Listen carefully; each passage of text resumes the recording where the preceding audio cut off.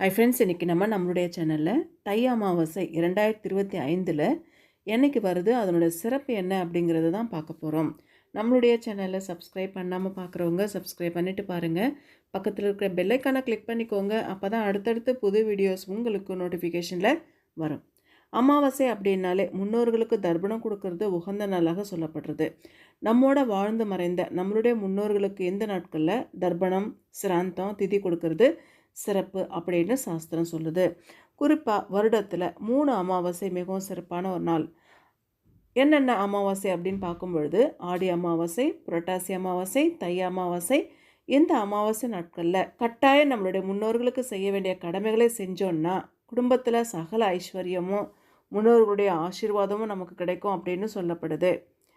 தை அமாவாசை 2025 ஜனவரி மாதம் 29ஆம் தேதி, தை மாதம் 16ஆம் தேதி புதன்கிழமை வருது. தை அமாவாசை திதியானது ஜனவரி 27ஆம் தேதி செவ்வாய்க்கிழமை இரவு 7:36க்கு துவங்கி ஜனவரி மாதம் 29ஆம் தேதி மாலை 6 மணிக்கு முடிவடையுது. தை அமாவாசை அன்னைக்கு உத்தராயண காலத்தில் வரும் சிறப்பான அமாவாசை அப்படின்னு சொல்லப்படுது.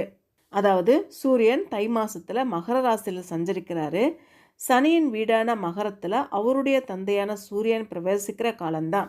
இதனால் சூரியனை பிதுர்காரகன் அப்படின்னும் சந்திரனை மாத்தூர்காரகன் அப்படின்னும் சொல்கிறாங்க.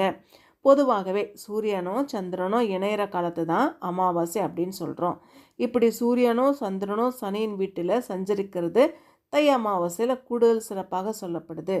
இதை புண்ணிய காலம் அப்படின்னு சொல்கிறோம்.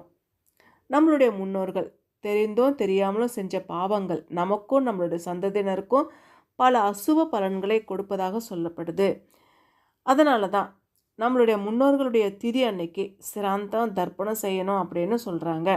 இதை நம்ம சரியாக கடைபிடிக்கலை அப்படின்னா திருமண தடை, தொழில் தடை, வேலையின்மை, குழந்தையின்மை, நீங்காத வறுமை, அகால மரணம், தீராத நோய் போன்ற தீய பலன்கள் ஏற்படுது.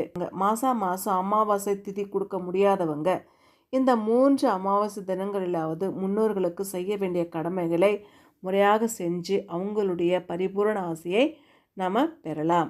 இதுவரைக்கும் தை அமாவாசை எப்பொழுது வருது, அதனுடைய சிறப்பு என்ன, சூரியனும் சந்திரனும் சேருகின்ற காலம் எப்பொழுது, இதை பற்றி பார்த்துருக்கோம்.